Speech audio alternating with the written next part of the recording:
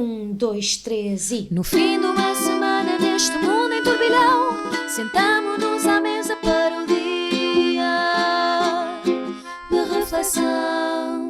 Ora, bem-vindos a mais um dia de reflexão aqui na TSF. Eu não sou a Maria Madalena Freire, sou a Maria Escaja. A Maria Madalena Freire está doente e incumbiu-me da missão de tentar moderar este episódio. Comigo tenho Zé Pedro Silva e João Maria Joné.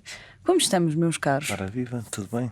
Estamos muito bem, desejando as melhoras à Madalena, não é? Sim. E dizer que o... Será que já divulgámos demais para ela? Exato, pois. Acho que ela está bem, está só doente. Pronto. Está doentada.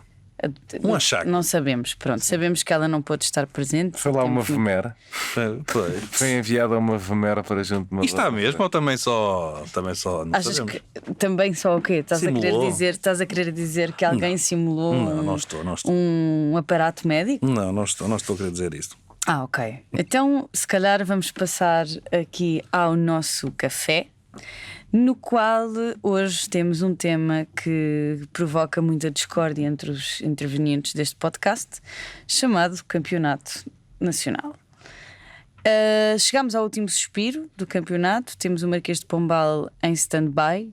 E depois do empate no derby, que eu devo dizer que me tirou anos de vida, seguiu-se uma fila de desiludidos para as suas respectivas casas e um suspiro de alívio de comentadores e jornalistas, e ficou tudo por decidir para a última jornada, que curiosamente calha no dia de reflexão. Portanto, o país vai parar de novo para descobrirmos o novo campeão português. Zé Pedro, qual é que é o teu prognóstico? Esse é evidente. Eu quero só dizer que estas perguntas são todas feitas pela Madalena, porque a minha abordagem a este tema seria muito E diferente. eu quero só dizer, Podes ter a tua abordagem. Não quero. eu acho que tu não deste Que jeito que dá o dia de reflexão, é o que o Zé Pedro vai dizer. Não. Se não houvesse dia de reflexão, isto interrompia a campanha, não sei. Claro, mas eu sou um grande defensor do dia de reflexão, não apenas deste.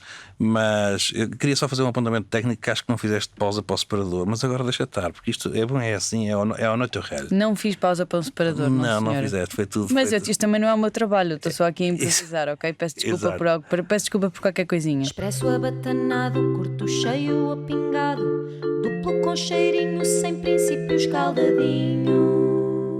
Mas sobre esse tema profundamente interessante, há pouco a dizer. Eu acho que esta coincidência que nós temos de umas eleições que não deviam ocorrer num fim de semana que não devia ocorrer, é tudo uma coisa que não devia ocorrer, não é? Portanto, é uma sucessão de coisas que não deviam ocorrer, por vários motivos, não é? Quer dizer, porque o dia de reflexão é um dia em que deve estar tudo a refletir imenso e vai estar tudo concentrado noutra coisa, e porque no dia seguinte poderá haver uma quantidade de gente substancial incapaz de se deslocar até uma mesa de voto e não tiveram a inteligência de fazer o voto antecipado.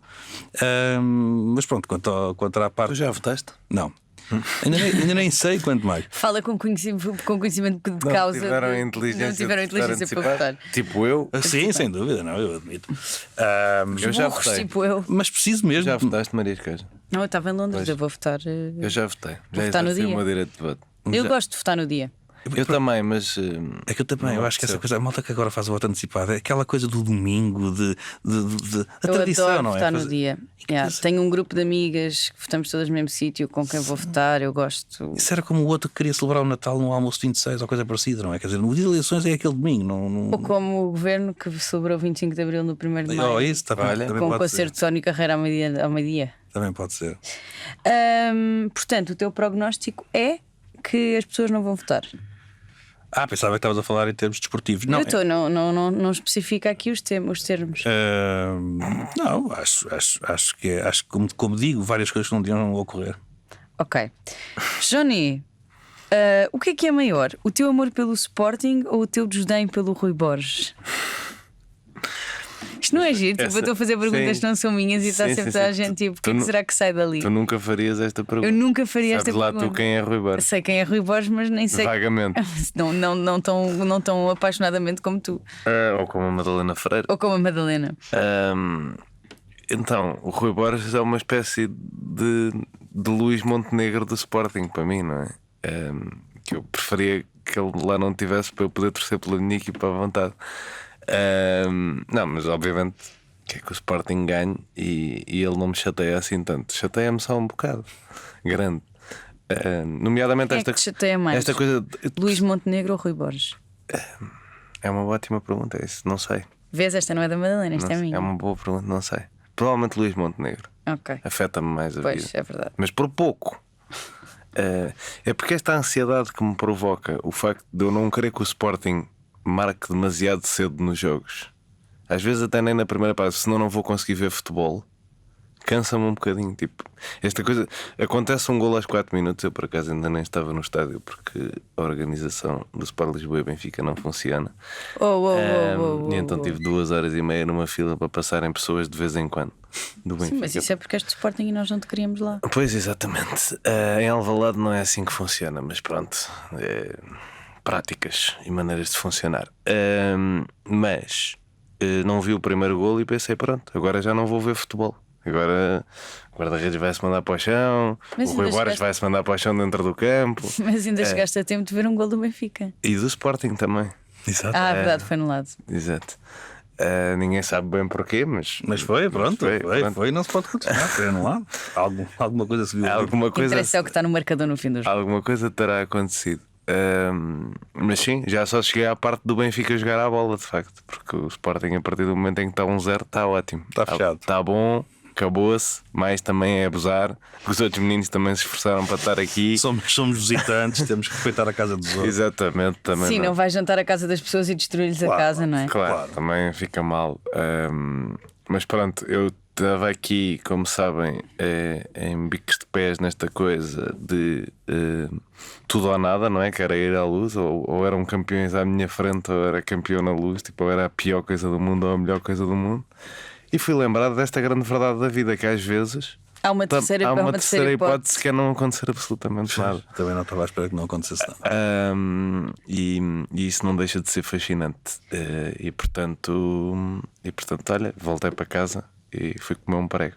Olhem, eu estava na visita aos estúdios do Harry Potter enquanto se deu este jogo, portanto, metade da minha visita foi feita com um fone no ouvido a ouvir o relato através da TSF. Olha, também é importante dizer isto. Durante os 20 minutos que a organização do Sport Lisboa e Benfica não me deixou entrar no estádio, eu também ouvi o relato da TSF. Então, já que dizem isso, eu próprio gostava de ver na televisão, mas nós sabemos qual é que é o canal, também queria ouvir na rádio, só que havia um problema que era o delay, portanto não deu. Estavas a ser Inácio?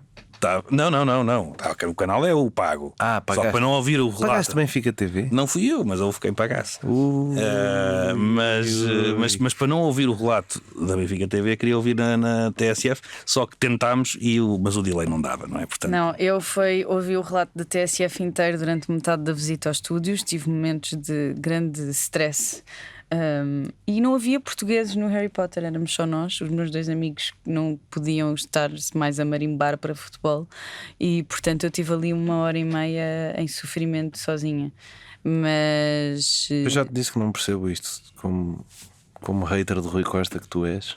Não percebo como é que tu podes querer que o Benfica seja campeão. eu sou hater de Rui Costa, mas sou amante do Benfica e mesmo não sendo anti-sportinguista, que não sou. Calhava-te bem, Maria. Que não Queres sou. perder o campeonato? Deixa-me agora? acabar de falar.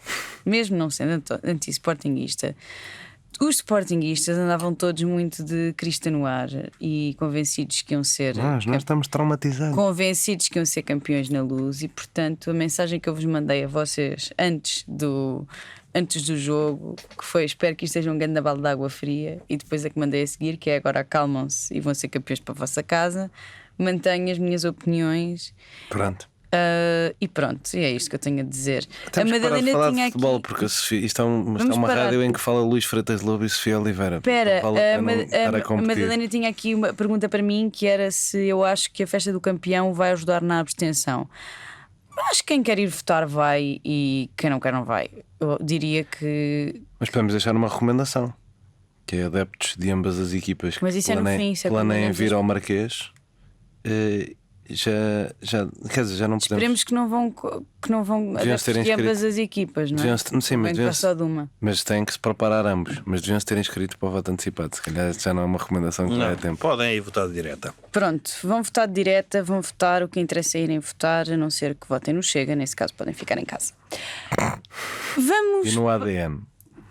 Também podem ficar em casa. E no ERG, somos por Também aí. podem ficar em casa. E no Bloco. Não podem ficar em casa. Estás a ver. Esta mensagem não é aprovada pela CNE, não? Isto agora tem um separador para a reflexão. Tem sempre separadores, mas tu pensas então- isto é um podcast de quê? Isto tem separadores para tudo. Vamos refletir. Vamos agora passar à reflexão.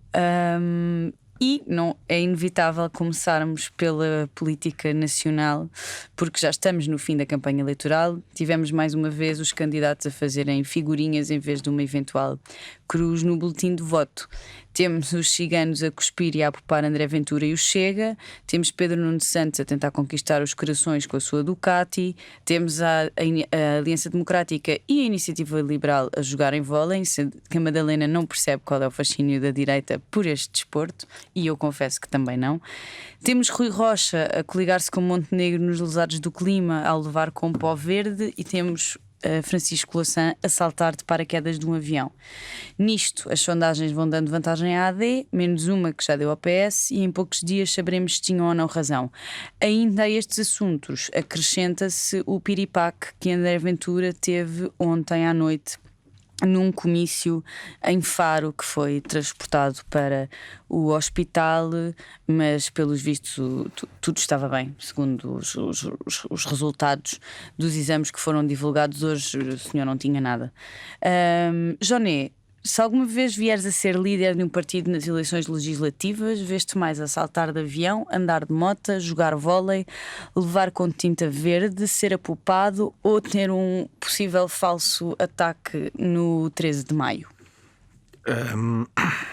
Acho que dessas opções todas, ser apupado, na verdade. É a tua preferida? Não é aquela que me vejo mais a fazer. A seguir até pode ser jogar vôlei, mas não gosto muito. Não gosto de andar de moto. Acho que não tenho fascínio nenhum pela ideia de saltar de avião. Acho que nenhuma dessas coisas me puxa nada. Mas pronto, se calhar terei que fazer uma ou outra, não é? Ou terá que me acontecer. Mas não. Confesso, o Daniel Oliveira escreveu sobre isto esta semana, e eu também não sou tão resingão como ele. Da coisa de que os políticos têm que ter um bocadinho mais de dignidade, não sei o quê. Não sou assim tão resingão. Acho que pode haver aqui um mix, mas preocupa-me que os políticos só façam estas coisas. Tipo, já não há, se vocês repararem, já não há entrevistas de fundo a políticos.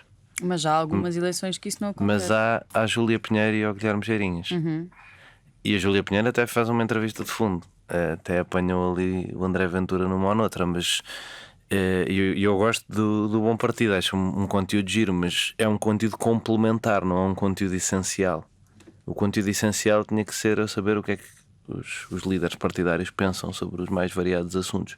E tanto na imprensa escrita como na televisão tem sido mais raro os líderes apresentarem-se com ideias. E a cada eleição parece ser mais raro, não é? Eu percebo porquê, porque principalmente os dois principais não parecem estar muito agarrados à ideia de ter ideias.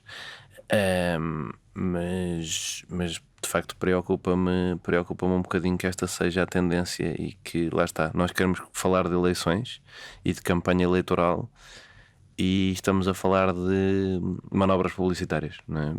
Não estamos Sim, é como se toda a campanha fosse apenas para entretenimento e não para informação. Sim, eu, por exemplo, se calhar quereria falar do facto da Mariana Mortágua ter escolhido uma ação de campanha para destacar o tema da Palestina.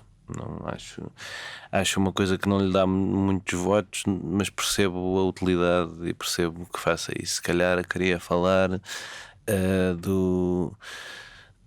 sei lá, é difícil uma pessoa ir à substância da campanha, mas se calhar queria falar da Ministra da Saúde ter dito que era uma vergonha quererem usar os dados da mortalidade infantil contra o governo, tipo, e falar se calhar sobre os dados da mortalidade infantil. Se calhar podíamos querer falar disso, mas não faz sentido porque os partidos não querem falar disso.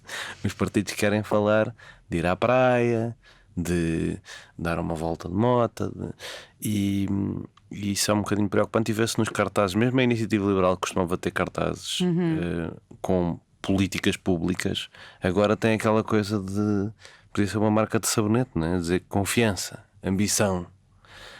Sim, parece que mudaram de agência de comunicação. Sim. Que a outra era bastante melhor. Sim, aquilo é fraquinho. Porque, novamente, não é propriamente uma eleição unipessoal e presidencial, apesar de se estarem a presidencializar cada vez mais as legislativas. Estamos a votar num partido com um programa e uma ideia. Não é uma eleição para Presidente da Câmara nem para Presidente da República, em que eu estou a escolher uma pessoa porque acho que aquela pessoa liderava bem e portanto acho que fazia falta aparecerem mais. Há uns debates de cabeça de lista de vez em quando, eu tenho visto alguns, mas aparecerem mais deputados. Esta coisa que o governo fez também não ajuda de pôr os ministros à cabeça de lista, principalmente ministros que não fazem a mínima ideia como é que se faz política, como o Joaquim Miranda Sarmento, de repente é o cabeça de lista da AD no maior distrito do país. Mas sim, uma campanha muito, muito pobre. Eu acho que esta coisa do Peripac ser assunto de tomar todas as televisões de assalto também ajuda um bocado a perceber isso. Eu concordo contigo. Eu não vou fazer uma pergunta a mim própria, vou só dizer a minha opinião.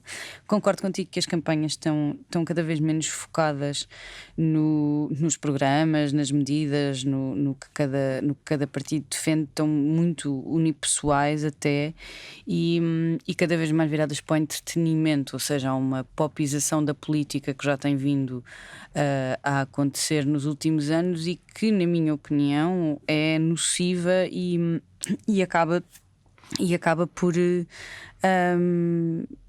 quase por ser mais importante ter mais views no TikTok, nos Reels do partido ou de uma ação de campanha do que efetivamente transmitir as mensagens. Mas isso é um sinal dos tempos, não é? É fruto do tempo em que vivemos, do imediatismo, desta dependência das redes sociais, das pessoas cada vez mais procurarem esse tipo de informações que são muito facilmente consumíveis e mastigáveis e que precisam de muito pouco, que fomentam muito pouco o pensamento crítico. E é pena porque e mesmo os debates, a forma como são feitos, como são construídos, 10 minutos para cada lado ou 15 minutos para cada lado, em que não se consegue discutir um programa seriamente e efetivamente cada vez há menos espaço para falar a fundo sobre as propostas dos partidos e os seus programas. Em relação ao Peripac de André Ventura, grande tema do momento, eu estava, como vocês sabem, a voltar de Londres e quando aterrei tinha mensagens em vários grupos a dizer que o André Ventura tinha ido para o hospital e que tinha-lhe dado uma da eu ouvi uns a dizer que tinha tido um AVC, outros a dizer que tinha tido um infarto, afinal o senhor não teve nada, está muito bem. Publicou uma fotografia hoje de manhã igual, na mesma pose que aquela do Bolsonaro de quando levou uma facada, sendo que o Bolsonaro tinha como é que se chama aquelas coisas que se põem no peito? As ventosas. Não é ventosas, mas pronto, isso tem um nome, agora está-me a falhar. E uma cânula no nariz e não sei o quê, estava mesmo com ar de que lhe tinha acontecido alguma coisa. André Ventura está só com ar de quem dormiu uma boa noite de sono no Hospital de Faro.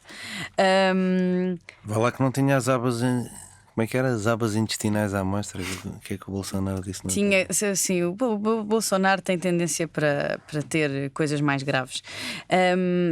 Eu acho que isto pode ser um momento para o Chega a fazer uma reflexão sobre a sua vontade de privatizar o SNS, já que André Ventura foi tão bem recebido e tão bem acolhido no Hospital de Faro e aparentemente tão bem tratado, se calhar devia rever as suas posições em relação às privatizações. Lembraram-me um tweet do Chega quando o Primeiro-Ministro teve que ir ao hospital a falar do tempo, a comparar o tempo de espera do Primeiro-Ministro com o tempo de espera médio. Eu gostava que eles fizessem um igual para o André Ventura. Era bom. Porque ele, pelos vistos, foi atendido muito rapidamente, muito Era bem. Bom. Ainda por cima o Hospital de Faro funciona melhor que o Santa Maria, como toda a gente sabe. Exato.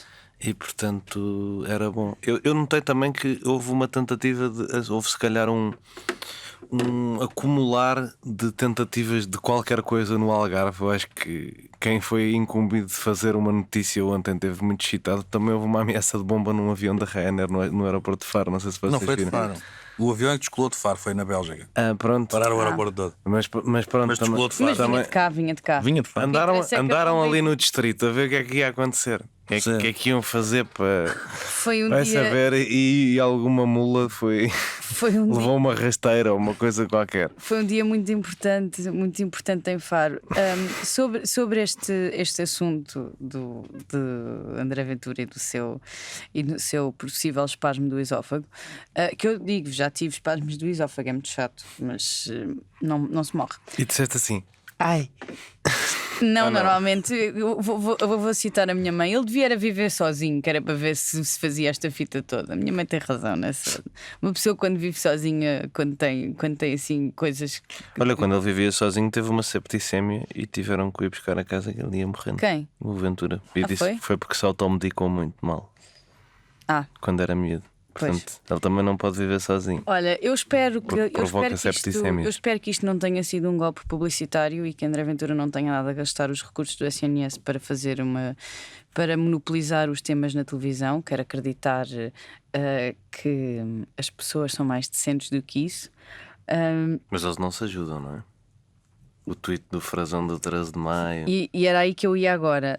O tweet do Frazão do 13 de Maio incomodou-me, porque, não sendo católica, mas já tendo sido, uma mulher que viu o filho ser pregado na cruz por defender o amor ao próximo e a inclusão e etc.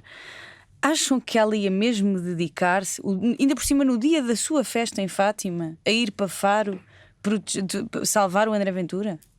Acham mesmo que era isto que Nossa Senhora iria fazer? André Ventura é a antítese do que, apesar de ele achar que não, é a antítese do que Jesus Cristo pregava. Possivelmente até o anticristo. Não, porque esse é o Trump, já está ocupado. Mas é tipo anticristo baby. Os nossos ouvintes já vão ter visto isto quando nós libertámos o nosso episódio. Mas vocês já viram qual é que é o diagnóstico final, não é? Não. É indisposição associada a problemas de refluxo gástrico.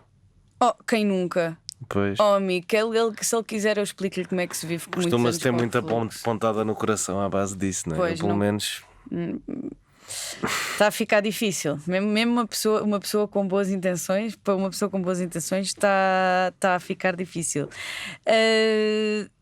Então, olha, mantenho a minha ideia de que espero que não tenha sido, que não tenhamos andado a gastar recursos do SNS em vão. E agora, Zé Pedro, passo-te a palavra com uma pergunta também para ti, que é: quem é que tu achas que tem sido o protagonista desta campanha eleitoral? Se é a mentira ou o Tino de Rãs? Não, o Tino não parece, apesar dele se esforçar. Eu digo várias vezes é que o Tino não parece nunca sempre o mais cómico deles todos. Já quando foi as presidenciais entre Tino e o candidato Marcelo Rebelo de Sousa, fiquei mais em termos depois da execução do mandato e não apenas na campanha. Mas repara, eu concordando convosco sobre a pobreza desta campanha e sobretudo sobre o que disse ali o Joné relativamente a política transformou-se em entretenimento. É verdade, e os partidos têm muita culpa nisso, para não dizer que têm a parte substancial da culpa. Mas eu não os culpo apenas a eles. Ou seja, nós temos um debate da opinião pública em Portugal que é uma pobreza franciscana. Nós temos, os comentários na televisão são todos de forma. Se ele disse assim, se disse assado, se andou na moto, se a gravata era vermelha, se caiu mais para a esquerda ou mais para a direita. E são horas e horas e horas desses comentários. Portanto, os políticos não são obrigados, como deviam ser, a discutir políticas nenhumas, porque quem tinha a obrigação de fazer, os jornalistas estão atrás deles a dizer: então, a SPI não viva, e então a coligação vai-se coligar, então eu não sei, só fofoca. Só intriga política. Portanto, a partir do momento em que os políticos não são confrontados, por que raio iam eles escolher discutir ideias, que é um problema para eles? Por que raio? Quer dizer, estão muito mais, divertem-se muito mais nesta palhaçada que não tem outro nome. E portanto, eu já não assisto, mas quando assisti aos debates que depois se seguem em qualquer coisa que seja, dar notas, e agora dá-se notas a pessoas e a coisas, não é? E a Dias e a Pontes. Quer dizer, eu quando olho para isto é a estupidificação generalizada. Pronto. E portanto, eu acho que há pouco a dizer. Os políticos, sim, têm uma cota parte de responsabilidade, mas a opinião pública não lhes exige assim, fazem o que querem. Eu acho que nós não ouvimos falar, eu tenho uma predileção por este tema, vocês sabem, que é porque eu penso que é o calcanhar daqueles deste país, sobre justiça. Não há uma única um único momento em que se fale, em que os candidatos e os partidos falem sobre a questão da justiça. Dir-me-ão, está nos programas, por amor da santa, quer dizer, porque as ideias... O que é que está nos programas? Não é, e não é só escrever linhas nos programas, as coisas depois têm que ser explicadas, tem que explicar o contexto, a visão. E essas coisas não podem, a menos que os programas tenham 400 páginas, portanto não há qualquer interesse na justiça. E tem, mas tu vês, por exemplo, aí que é o partido da desburocratização e a preocupação com a justiça e deputados a falar de justiça. Roça ao zero, não é? A coisa que atrasa mais a economia portuguesa e... Eu só não sei se roça ao zero, acreditando que possa roçar o zero, eu só não sei se roça ao zero porque eu depois também não sei o que é que me dão a mim para ver, porque nas escolhas depois que faz a imprensa, daquilo que sai dos discursos, daquilo que sai das perguntas, passa alguma vez por aí ou não. Tu não lês programas eleitorais? Eu leio programas eleitorais. Isto é o homem, isto é aqui o nosso leitor oficial de programas eleitorais. Este ano é completamente na diagonal, porque são praticamente todos iguais aos do... Há casos em que apenas mudaram portanto, a ordem. Mas enfim, mas isso também é natural. Estamos a falar de uma eleição que foi há um ano. Para os próprios partidos seria muito mal se mudassem toda a política em um ano. Quer dizer, depois as pessoas perguntavam-se, então, o ano passado ainda bem que eu não votei, porque estava tudo errado. Isto é parte da lógica, não é? Mas, portanto, nós somos muito pouco exigentes com os políticos e com os partidos. E por isso temos a classe política que merecemos, que é esta. E eu não consigo encontrar nenhuma que me dê razões de orgulho, em que eu olhe e diga, para já neste momento, como eu não fiz voto antecipado, eu neste momento ainda não faço ideia em quem votar. Não consigo, quer dizer, porque há um conjunto de ligações que têm que ser feitas e de voto útil ou não. Eu confesso que não embarco muito nas sondagens, eu não acho nada que o PS de cada vez esteja muito à frente do PS. Eu acho que as coisas estão muito parecidas com o ano passado, é a minha convicção, e não é baseado em qualquer tipo de estudo de sondagens, porque eu já sabem que não sou fã. A minha intuição diz-me que as coisas estão muito mais empatadas do que aquilo que está nas sondagens, e portanto isto convidará quem não quiser que Pedro Nuno Santos chegue ao poder, por exemplo, a fazer um voto útil, e eu acho que isso sim já se verifica nas sondagens, porque a iniciativa liberal tem vindo a cair, e eu penso que é um bocado este receio.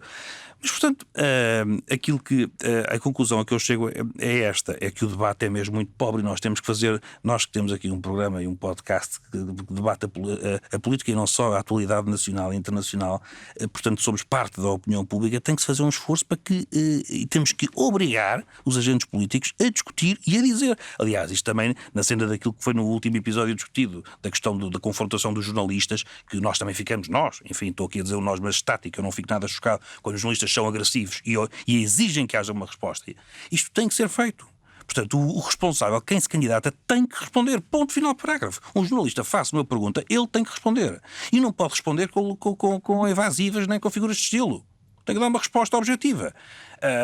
E, portanto, nós temos que apoiar o jornalista a dizer não, sim senhora, tem toda a razão em encostar à parede, porque ele tem que responder. Isto não é feito. E, portanto, a minha conclusão é esta. Nós tivemos uma campanha muito pobre, muito cheia de factos irrelevantes.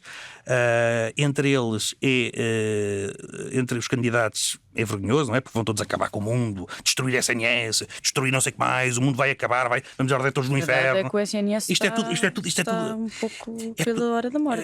Vai tudo acabar, vai ser tudo privatizado, ou então vai ser tudo nacionalizado, porque uns são e a Venezuela e o outro é. Quer dizer, isto não interessa a ninguém, isto é um espetáculo, e por tornando a política em espetáculo e entretenimento, não nos podemos queixar depois se tivermos palhaços. Mas olha, e ainda te digo outra coisa, que é, para além disto, é impressionante a sorte que o Luís Montenegro tem para não ser escrutinado. Eu a essa altura quase que recomendo o voto no Luís Montenegro só porque ele tem tanta sorte.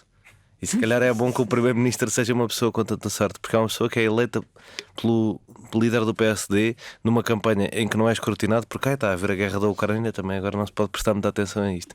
Depois torna-se Primeiro-Ministro numa eleição em que o tema não é ele, é uma investigação ao Primeiro-Ministro anterior. E depois, quando cai por uma possível investigação a ele, de repente morre o Papa, é eleito um novo Papa, do campeonato decide-se nas semanas da campanha, na véspera das eleições. Portanto, eu começo a pensar que nós devíamos reeleger o Luís Montenegro só na base de que ele tem demasiada sorte. É porque se alguém o tivesse escrutinado até agora, já tinham percebido que ele não tinha capacidade nenhuma para ser Primeiro-Ministro. Mas como nunca há tempo porque se está sempre a passar outra coisa qualquer que o safa do escrutínio, se calhar nós devíamos apostar mesmo Sim, no Primeiro-Ministro do cu virado para a Lua. Não é? O conceito, acho que o conceito não é mau. Eu vou-te ser sincero, eu acho que ele escrutinado politicamente acaba por ser, porque é o único candidato que teve lá 11 meses e, portanto, mal ou bem, nós sabemos o que é que ele vai fazer. Como digo, para o bem e para o mal. Pode ser para a incompetência, pode ser a Ministra da Saúde, o Ministro Castro Neves, quer dizer, ou seja, para o bem e para o mal é o único candidato que nós temos alguma coisa para ver. Mas sobre o caso a subir num vivo, eu por acaso eu acho que isso está completamente descortinado. Ou seja, neste momento o que o eleitor vai fazer é, apesar de, Eu acho ou seja, que eu se considero que devidamente este... escrutinado, Está. Luís Montenegro não seria candidato a primeiro-ministro. Não. Também diria. Ou pelo menos não teria a viabilidade que tem. Eu acho Nem que as estaria pessoas, com tanta acho que se tu vontade. falares com as pessoas sobre isso, as pessoas têm uma ideia do que se passou que não é o que se passou. Não, mas as pessoas têm a ideia do que se passou e depois Mesmo pessoas muito informadas. Mas quem estiver disponível para votar na AD ou não, o que vai pensar é, eu apesar disto, ou seja, eu considerando que este homem me tentou enganar, eu apesar disto voto nele ou não. Mas as pessoas nem sequer põem isso na votos. equação, Zé Pedro. As pessoas estão tipo, mas ele podia ter uma empresa. Como se a empresa fosse uma empresa que faz salsichas, em vez de ser uma empresa de lobby do Primeiro-Ministro enquanto ele é Primeiro-Ministro. Certo, mas a questão, mas o eleitor, o raciocínio, na minha opinião geral, porque há muitos, e digo, por isso é que eu acho que a iniciativa liberal pode crescer, se depois o voto útil não se impuser sobre isso, mas eu acho que o voto útil a iniciativa liberal pode crescer porque muitas pessoas, muitos eleitores que votaram na AD há um ano, agora dizem, eu até votaria na AD, e até gostei destes 11 meses, acho que isto tem pernas para andar, mas eu neste homem não voto. E então votam nem ele. Eu acho que até porque eu ouço este raciocínio. Não, quer dizer, é um voto que a pessoa diz. Eu não voto, eu não tenho confiança neste candidato, não é na AD, não é no programa da AD. Eu não tenho a confiança em Luís Montenegro. E portanto vou votar nele. Eu acho que isto vai acontecer. Resta saber com que dimensão. E resta saber se no sábado, pensando que pode estar empatado, ou seja, que Pedro Nuno Santos pode ganhar, se este eleitorado que disse eu não sou incapaz de votar em Luís Montenegro, porque eu considero que não tem idoneidade para estar à frente de um governo, se a pensar num empate não diz ok, então tem que ser. Não sei, agora eu sou sincero. É um bocado, eu acho um bocado desmotivante, não é? Eu acho que escrutinado foi. Eu acho que o eleitor ou aceita que um Primeiro-Ministro tenha uma empresa destas e que o engana a dizer Mas que não é uma primeiro questão de aceitar, é uma questão da própria legalidade. Mas a legalidade a gente não se pode Não, votar. para mim, o destas é que eu não concordo. Eu acho que as pessoas não sabem o que é o destas. Destas como assim? As pessoas não sabem o que é uma empresa em que um político é pago para representar os interesses de empresas. Acho que isso é uma realidade mesmo de nicho e que não foi escrutinada devidamente. E não foi escrutinada também porque não dá jeito. O PS também não pode falar sobre isto, porque há pessoas no PS que fazem exatamente este tipo de coisas. Mas acho, e o André Ventura também já fez isto, mas acho mesmo que as pessoas se percebessem o que é que isto é. Isto não é an honest buck for honest work, não é? Isto não é tipo, ele estava aqui na lavoura e agora querem chateá-lo. Tinha uma quinta de amendoins como a Jimmy Carter e agora querem chateá-lo. Não. Isto é uma empresa em que ele é pago porque é político. Sim, é uma promiscuidade com o próprio cargo político que ele desempenha, que é primeiro-ministro. E depois atenção. com o extra de que ele não abandona, ou seja, não sai da sua órbita familiar. Portanto, a empresa não existe, não é? Não existe no sentido para além disto, não é? Não presta serviços para além disto, porque não consegue tirá-la da órbita familiar, mesmo depois do governo se ter que demitir por causa disso, não é?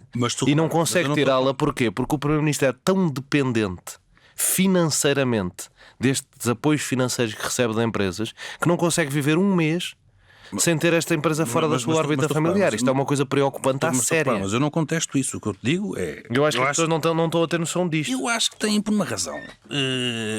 Para já a separação de poderes, ou seja, as coisas terão que ser investigadas e estão a ser com certeza para o bem e para o mal. Mas tu repara, nós tivemos já um primeiro-ministro que estava a ser acusado por. Estamos a falar de José Sócrates. Estava a ser acusado por empresários estrangeiros de terem pago luvas para a mudança para uma alteração legislativa que permitia mudar uns terrenos ali para os lados da margem sul, penso eu. E esse primeiro-ministro continuou em funções e disse que era tudo uma insídia, tudo isso. Ou seja, vivemos num Estado de Direito com separação de poderes. A justiça tem que funcionar e tem que depois fazer. A minha questão é exatamente essa do José Sócrates: é que tu em 2006 já tinhas elementos para dizer, ora bem, olha o que é que está a passar aqui, e até então, 2014 ninguém disse nada. Esse é o meu ponto. Ainda que admitamos que o eleitorado está a achar que Luís Montenegro tinha uma empresa que não é a empresa do calçado, que não é a agricultura, que é uma empresa de lobby político, e que isso pode comprometer com certeza, lá está, a probidade para ser primeiro-ministro, portanto isto também é sério, isto também é honesto. Portanto, tudo isso, eu acho, em geral, portanto, temos que generalizar, não podemos ir eleitor a eleitor. Há essa consciência, como havia a consciência de Sócrates. Não tenho, A questão é. Também não tenho noção que haja. Por isso é que estas as pessoas eleições tenham noção da gravidade. Por isso, deixa-me só dizer, por isso é que estas eleições foram perigosas e por isso é que o Pedro Nuno Santos comete um erro estratégico gigante. Estamos de acordo. Porque tinha que viabilizar aquela moção de confiança e fazer a comissão de inquérito. Estas eleições transformam-se num julgamento em que o eleitorado tem a informação toda, ou seja, o Primeiro-Ministro mentiu-lhe. Disse que a empresa era para gerir património familiar, não era. Diz que a empresa depois era dos filhos, não era da mulher, afinal é só dos filhos. Portanto, o eleitorado sabe, o Primeiro-Ministro mentiu-lhe. Não vale a pena agora dourar a pílula. O Primeiro-Ministro mentiu. Tem uma empresa que é claramente para interesses, ou para financiar a sua vida política, a sua carreira, ou ainda para mais coisas. O eleitorado tem essa consciência. E estas eleições transformaram-se num julgamento, quando isto nunca devia ter Mas acontecido. eu juro-te que tu vais à rua e perguntas quem é que sabe que o Primeiro-Ministro tem uma empresa para financiar a sua vida política e ninguém te vai dizer que sabe isso. Terminada a reflexão sobre a política nacional, vamos agora a um tema que engloba política e religião, dois dos assuntos que dizem que não se devem falar. Falámos de futebol também. Já falámos de futebol também, portanto já cumprimos todos e continuamos a dar-nos bem. Na semana passada, em quase 25 horas, foi selecionado um novo Papa.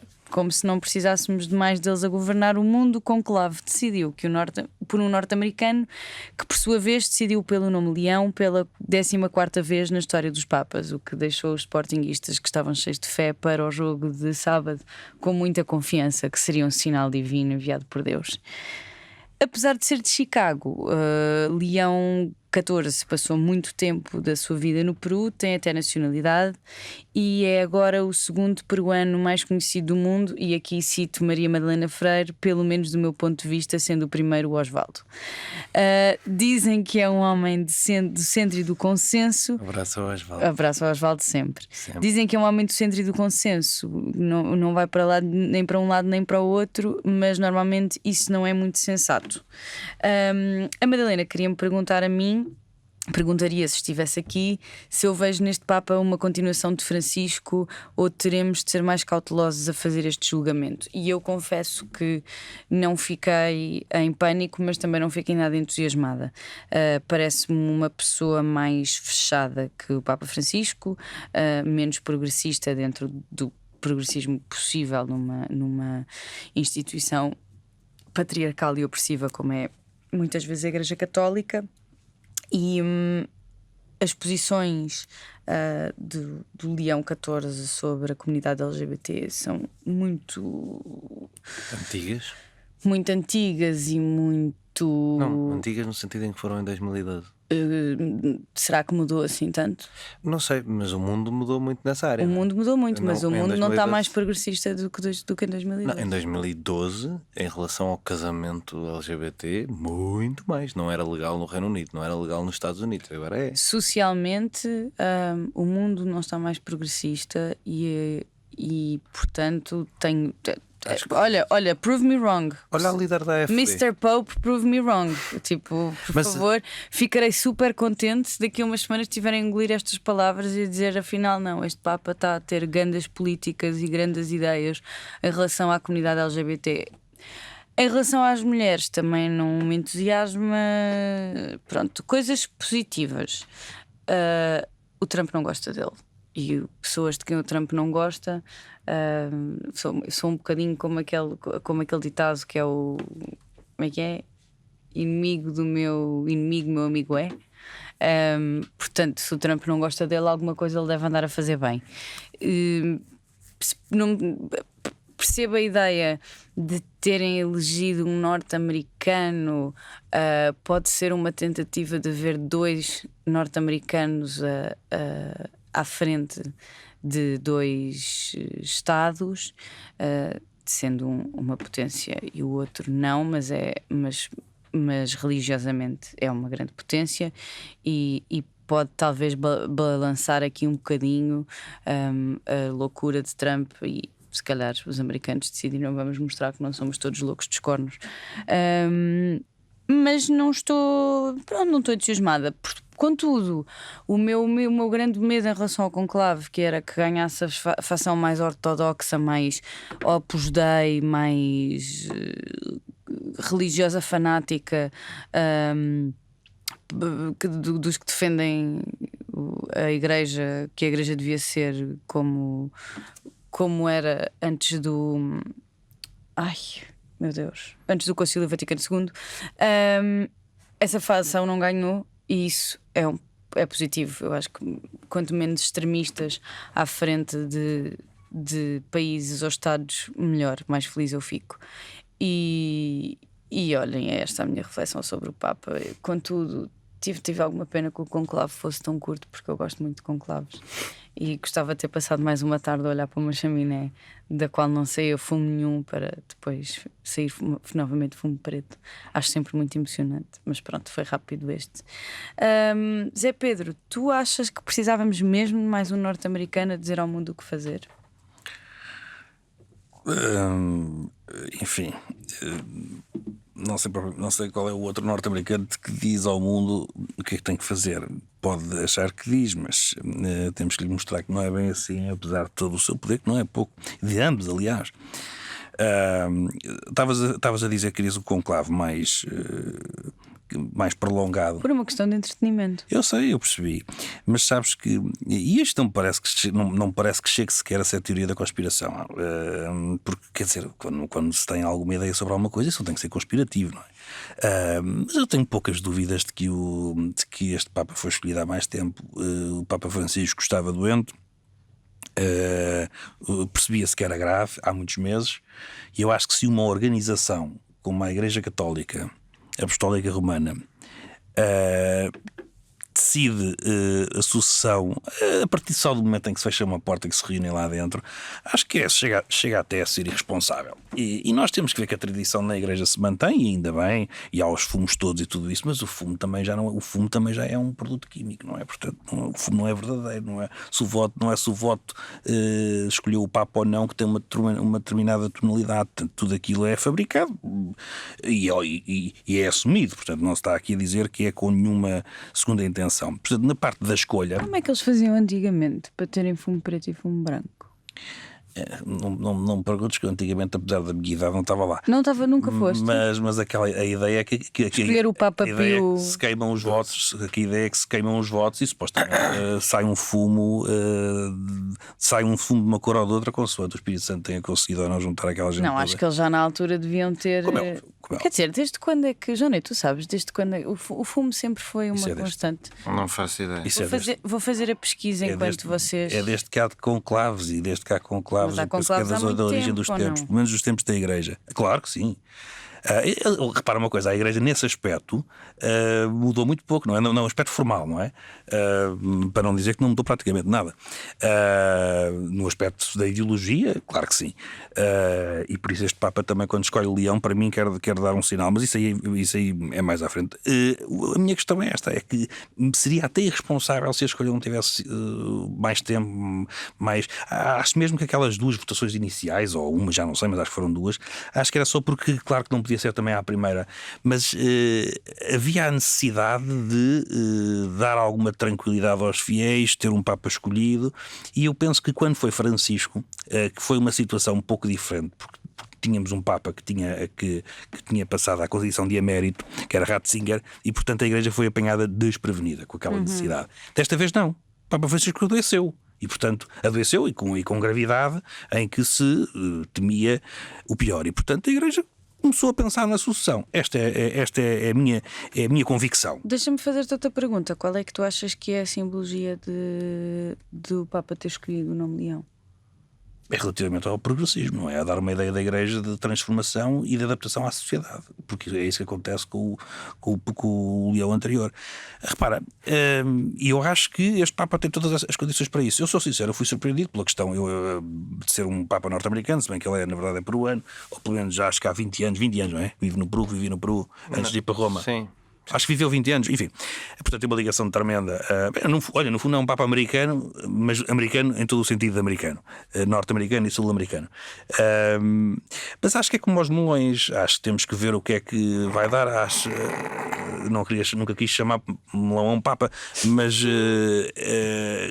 confesso que o seu progressismo relativamente aos imigrantes é relativamente fácil, porque a Igreja jamais em tempo algum poderia se opor a qualquer tipo de política que não fosse de abertura, de compaixão, de solidariedade. Quer dizer, portanto, quando uma pessoa diz que bateu-se contra a política norte-americana relativamente aos imigrantes e à forma como são tratados, uma pessoa, eu só tenho a dizer, é obrigado. Não, por acaso não estava à espera. É por demais evidente que a Igreja nunca podia ter oficialmente outro discurso, e quando digo que não podia ter outro discurso oficialmente, não significa que lá no seu íntimo tenham outras ideias. Portanto, é algo em que a Igreja acredita. A Igreja anda pelo mundo a apoiar, a receber as pessoas, a tratá-las, e portanto está no espírito do cristão quase original. Quanto à parte do progressismo, se quisermos, do respeito pelas famílias do mesmo sexo, pelo respeito pela comunidade LGBT, que é a parte mais difícil, não é, para um Papa, eu acho que, pelos vistos, pela informação que nós temos, mas como digo, isto é como aos melões, o Papa Leão XIV está a meio caminho entre o que era a Igreja e o que era o Papa Francisco. Se assim for, parece-me que é uma tentativa de o Papa Francisco abriu algumas portas, mas isto agora também não pode ser escancarado. Como dizia um artigo, um equilibrado meio termo. Eu fui à procura, antes de passar a palavra ao Joné, eu fui à procura de uma coisa e descobri outra curiosidade. Não sei se vos interessa, fun facts, conclave. Descobri que o conclave se instituiu desta forma porque, com a morte do Papa Clemente IV, iniciou-se a eleição papal mais longa da história, que durou 1006 dias. Ou seja, o Papa morreu a 29 de novembro de 1268 e só foi eleito novo Papa em 1 de setembro de 1271. E eram 19 cardeais que iniciaram a reunião, 2 morreram durante este interregno. Esses séculos foram um bocadinho complicados, de facto. Não, e então fecharam-nos no Palácio Papal de Viterbo, alimentavam-nos, mas tinham as previsões reduzidas. E como o impasse ia continuando, removeram parcialmente a cobertura do local onde se reuniam, deixando-os expostos aos rigores atmosféricos, e reduziram ainda mais a quantidade de alimentos que nos proporcionavam para ver se eles despachavam. Isso eu já tinha visto. Eu nunca tinha visto e achei Isso uma se fazia curiosidade. muito. Mas sim, antes disso, aliás, esse Papa, se a minha história está correta, é da altura em que havia até divisões recorrentes entre um Papa de Avinhão e um antipapa, e tinha a ver com o conflito do papado com a coroa francesa, que era uma coisa complicada. Mas antes era normal isto ser mais assumidamente político, ou seja, tanto primeiro o Imperador Romano do Ocidente, depois o Imperador do Sacro Império Romano Germânico, terem uma palavra final sobre a eleição do Papa, passagem para os cardeais. E mesmo a passagem para os cardeais é um bocadinho vaga, porque os monarcas europeus continuaram a ter um peso importante, até porque muitas vezes os cardeais eram nobres nomeados por eles ou familiares deles, enviados para... Eu ouvi o Miguel Morgado dizer uma coisa que me pareceu um disparate. Eu acho que ele sabe muito sobre este assunto e disse algumas coisas interessantes, mas uma que me pareceu um disparate, que era que a Igreja não é um poder terreno, nunca foi. A Igreja era o mais próximo, na minha leitura, do que podia ser uma organização internacional multilateral que havia na Europa durante quase todos os séculos da sua existência. Aliás, a Igreja reconhecia Estados como o Estado português, e funcionava com muita política envolvida, e sempre funcionou nesse sentido. Esta escolha eu acho que é importante comentar politicamente, e eu sinto-me preparado para comentar politicamente, visto que o Papa parece ser a minha alma gêmea do ponto de vista político, na medida em que também é um republicano anti-Trump. Eu, por acaso, a pergunta que tinha aqui para ti vai um bocado ao encontro do que estás a dizer, que era: quão importante será este Papa para o novo mundo? Não sei, eu acho que a Igreja não podia ter sido mais óbvia na escolha neste aspecto. O Zé Pedro diz, eu vi uma frase ótima, que é que o Papa é um americano não praticante. Toda a gente dizia que o Papa não podia haver um Papa americano, e porque pronto, é um exagero de poder para os Estados Unidos e não sei o quê.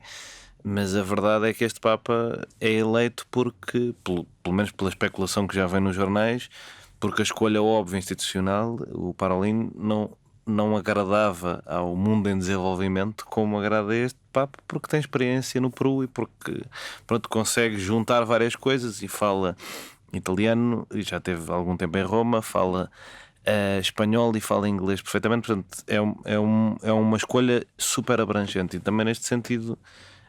Eu não gosto muito de pôr a coisa ideologicamente, como o Zé Pedro está a dizer, mas no sentido de ser uma síntese dos grupos, conseguir.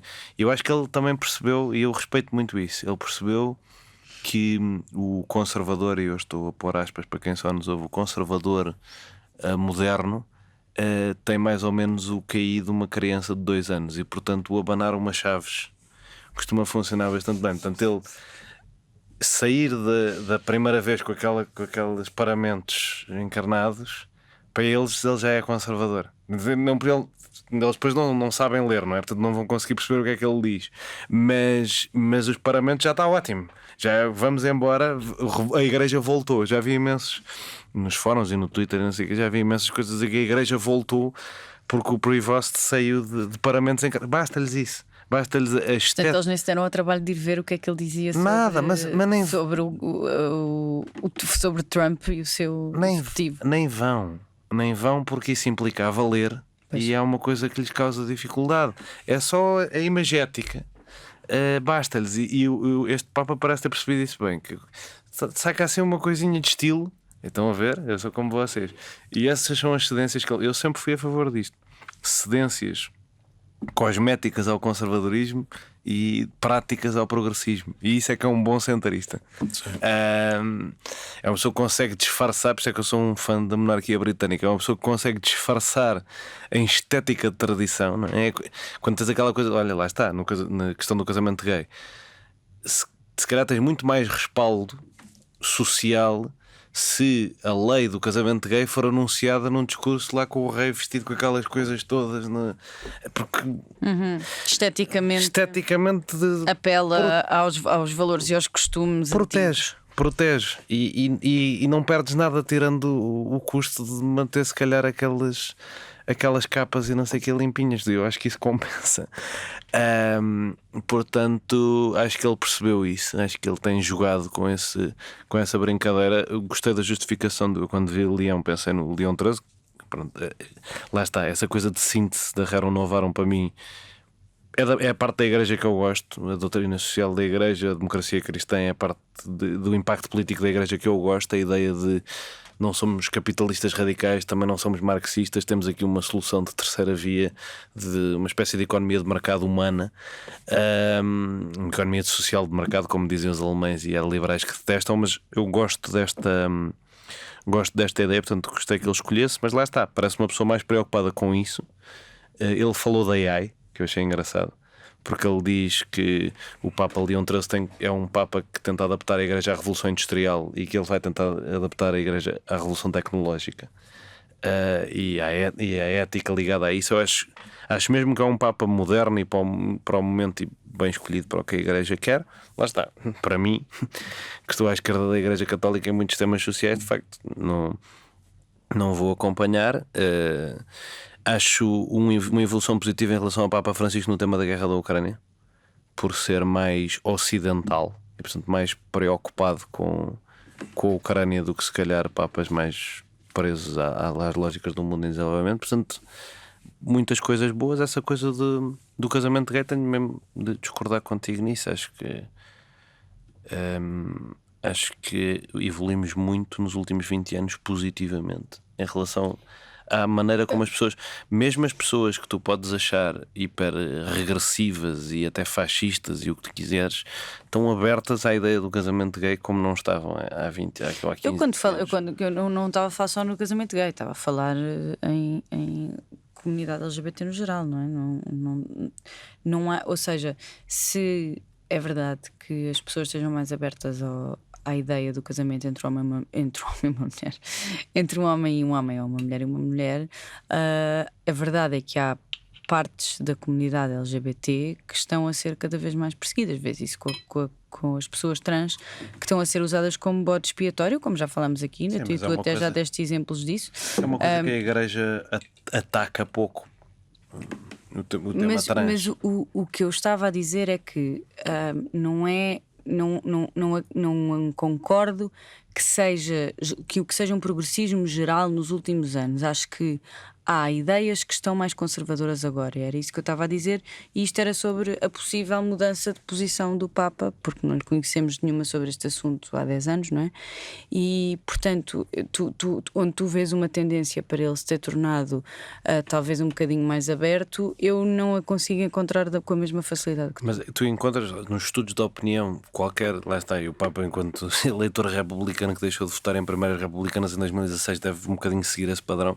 Em estudos de opinião de pessoas de centro-direita e de direita na Europa e nos Estados Unidos, de 2012 até agora, passas das pessoas serem 30 ou 20 e tal por cento a favor do casamento gay para 60% a 70%. Portanto, fica essa transformação dessa altura em que há essas declarações dele até agora, de facto aconteceu. Eu não digo que ele não possa ter ficado nos 20% mais céticos, de certeza que ficou, mas Vamos ter que esperar para ver, para descobrir, mas cá estaremos para... E aí há uma ajuda do Papa Francisco, ou seja, como tu vês como funciona o magistério de influência, e como quem diz que a Igreja não é um poder político, seja de facto ou de direito, é uma coisa que eu não consigo compreender, porque acho um absurdo, como digo, de facto e de direito. Não é de direito porque a Igreja tem ela própria em diversos estados, órgãos de poder em que respondem à Santa Sé, portanto, até por aí há uma questão, mas depois também há o direito de facto. Mas o magistério de influência, que é o mais importante, às vezes para o bem, às vezes para o mal. O Papa João Paulo II teve uma responsabilidade tremenda na questão da SIDA. Nós temos que fazer a história, temos que falar sobre ela. A vida é como é. A Igreja teve, relativamente à SIDA, uma resposta terrível por causa do uso do preservativo. Verdade. Mas no caso porque tu repara, eu estava-te a ouvir, nós não podemos querer nunca que haja um Papa ou que seja mesmo este que tenha uma adesão à comunidade LGBT que seja plena, porque as coisas são diferentes. A Igreja Católica é o que é. A única coisa que tem que se pedir, e é isso que tem sido feito, e neste Papa não há mais pequena dúvida que é o que vai acontecer, é a tolerância e o respeito. A partir do momento em que isso, porque eu não estou à espera que a Igreja um dia vá descer uma marcha do orgulho. Isso não é possível. E nem é possível, nem é desejável. Nós não temos de ser todos iguais. Há diferenças. Aquilo que importa defender é a tolerância. Há até uma grande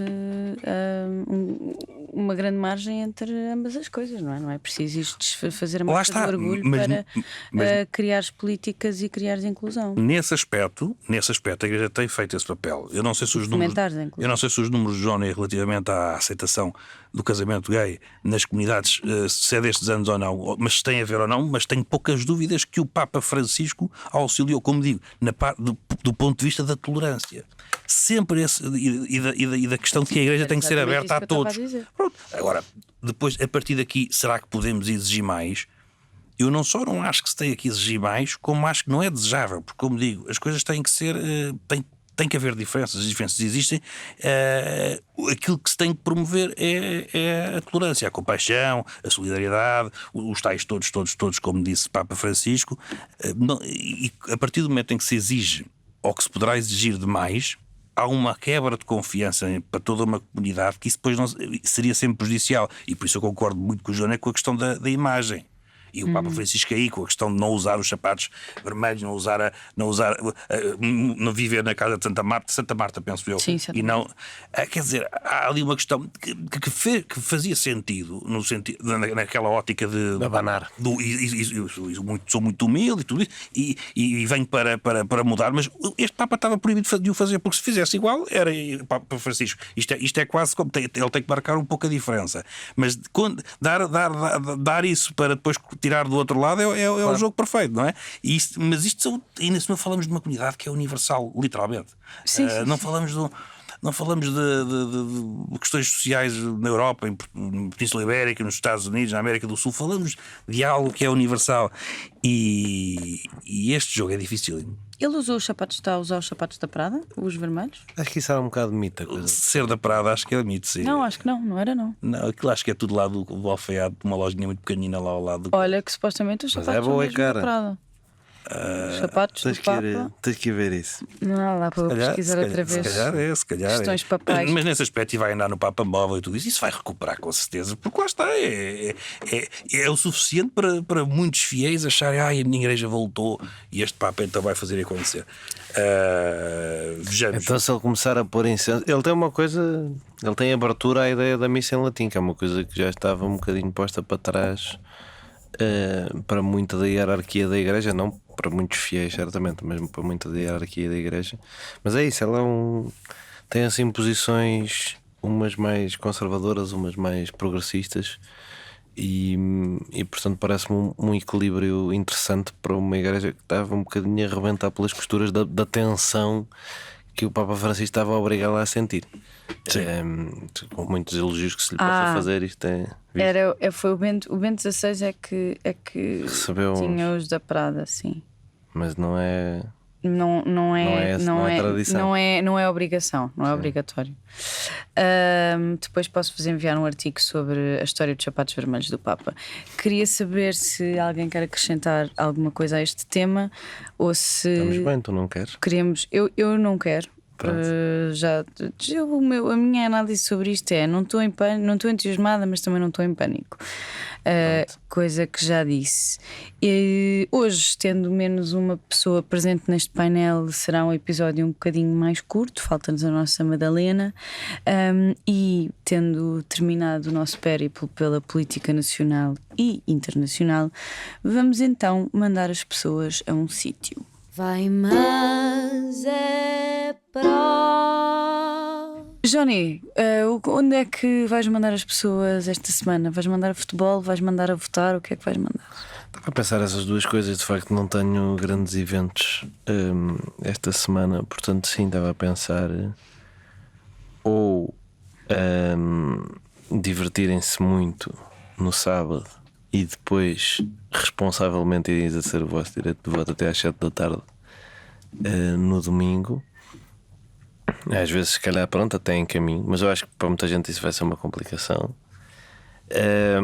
Ou então ficarem muito tristes e aproveitarem essa tristeza para pronto, se sentirem importantes como uma peça fundamental da democracia portuguesa e aparecerem logo de manhã cedo, irem-se deitar logo, compram uns tampões dos ouvidos, se calhar reforçam com mais outros por cima e acordam muito cedinho quando as pessoas já estiverem a ir para casa e vão votar logo de manhã e depois podem continuar a hibernar mais um dia ou dois, que é capaz de ser preciso. Zé Pedro, e tu o que é que tens de recomendações para esta linda semana que se avizinha? Eu tenho duas que me chegaram por mensagem que eu agradeço, e uma delas tem mesmo muita graça, sobretudo na sequência daquilo que estávamos agora a falar, porque é o Festival Islâmico em Mértola, entre os dias 22 e 25 de maio. Parecendo que não, é um evento bastante dinâmico, porque eu estive a estudá-lo e bastante curioso. E em Coruche há a Feira da Cortiça. Olha. E uma pessoa e uma pessoa pensa assim: isso é uma feira de cortiça. Quem é que vai a uma feira de cortiça? Mas está longe de ser só cortiça. Muito longe de ser só cortiça. Tem muita coisa para além da cortiça. Nomeadamente. Tudo que possas pensar. Tudo. Não fosse Coruche. Tudo. E começa 29 de maio e depois vai até 1 de junho. Caramba, Porque até lá, nunca mais acaba. até lá o próximo governo já caiu. Sim, nunca mais acaba. E depois agora 3 dias. mas muito intensos, porque é a Feira da Cortiça. E como digo, não imaginas o que é que a cortiça pode fazer. O que é que uma Feira da Cortiça pode fazer? Não imagino, mas estou com vontade de lá ir. Eu não tenho dúvidas. Se me puderes dar boleia. E pode ser que tenhas lá artistas, ainda não sabes. Depois, duas séries. O Eternauta. O Eternauta. Eternauta. Eternauta. A curiosidade disto é que É um viajante do éter? não, Como eu? Exato. Começa com um apagão, mas não tem nada a ver com apagões, porque isto depois é um ataque alienígena em Buenos Aires. Pena não ter sido o nosso caso. Pois não, pois querias, não era? Não, mas olha que isto é muito mal, morreram muitas pessoas. Um ataque alienígena em Buenos Aires? Isso é a exato. eleição do milénio. E fica, exato. Fica tudo cheio de neve. Aliás, se perguntares ao próprio Milley, ele vai concordar que sim. Desligam-se os equipamentos todos, portanto fica tudo sem eletricidade e cheio de frio, mas sobrevivem alguns, lá está. Esta é uma história muito antiga, como é que se diz? É uma banda desenhada argentina e que passou agora para a série. Eu achei muito interessante, sobretudo por esta ligação agora ao apagão. E por fim, os 8 meses na Filmin, que é para quem gosta de thrillers políticos, aqui é mais em forma de conspiração, porque é uma jornalista assim mais ou menos em crise que vai parar a assessora do governo sueco. E bom filme. Bom filme. Bom filme, 8 meses. Eu, para encerrar este episódio, vou mandar as pessoas primeiro votar. Não se esqueçam de ir votar, é importante, é a forma de expressarmos a nossa vontade e de fazermos ouvir a nossa voz e de elegermos as pessoas que queremos que nos representem na Assembleia da República. Não esquecer que numa eleição legislativa estamos a eleger os deputados que nos vão representar. Vou mandar também as pessoas no dia 16, assim mesmo antes do dia de reflexão, para descomprimirem destas semanas de debates e campanhas e tudo, ao concerto dos Fogo Fogo no Beleza. E no sábado, quem quiser refletir quem quiser não refletir e cantar, jantar e jogar ao bingo, irá acontecer o Sing Out Bingo no Mercado Time Out, dia 17 às 20h30, com o host Wanson e será um programa divertido. Pronto, portanto temos um para sexta, Fogo Fogo, temos um para sábado, o bingo na Time Lá está o Out, jogo. e domingo é para ir votar. Não é bem um jogo, é cantar e jogar bingo. Pronto, e não é dinheiro, com certeza. Não é é a cerveja. Não é dinheiro. Não sei se é dinheiro. Deste não uma faço ótima ideia, não oportunidade para comprei. dizer cantar, dançar e outras coisas que acabam em ar, como jogar bingo. Como bingo jogar. E vôlei, podem jogar Isto vôlei. era se fosse uma daquelas músicas que o Zé Pedro ouve. Podem jogar vôlei também. Ah, E podem passear- e jogar, passear de não moto. podem, não.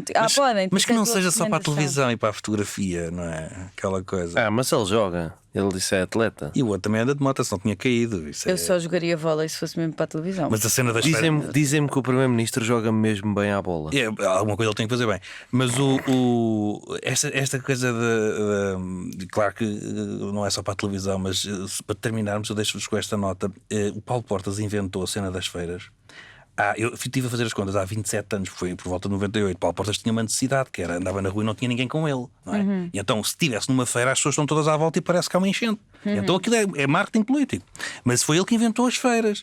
E tantos anos depois, quando eu vejo partidos como. Porque uma coisa é Paulo Portas e o CDS, quando eu vejo estes partidos, PS e PSD, em feiras, isto só tem um significado. Não é que eles querem olhar a feira, porque a feira é uma chatice, a feira são pessoas a chamar nomes, a feira é uma chatice. Eles não enchem uma praça. Uma coisa é os jantares e não sei o que, isso é tudo a pagar. Mas se eles forem a uma praça numa cidade, esta gente, estes líderes, não enchem uma praça. Têm que ir para a feira como a Portas em 96. Podes ter Há a 27 certeza anos. que não enchem uma praça. Não enchem uma praça. E com esta reflexão final, damos por encerrado o nosso último episódio antes das eleições legislativas de 2025, pelo menos as primeiras eleições legislativas de 2025. Voltaremos para a semana com uma análise extensa ao resultado eleitoral no domingo e certamente com um primeiro-ministro já definido. Certamente. Obrigada a todos os nossos. Não me lembro como é que se acaba isto. Obrigada a todos os nossos ouvintes. Ouçam-nos em todas as plataformas, também na TSF, a quem agradecemos. Pronto, é só isso. Beijinhos e até para a semana. Não se esqueçam de ir votar. Até para a semana. 1, 2, 3 e. No fim de uma semana neste mundo em turbilhão, sentado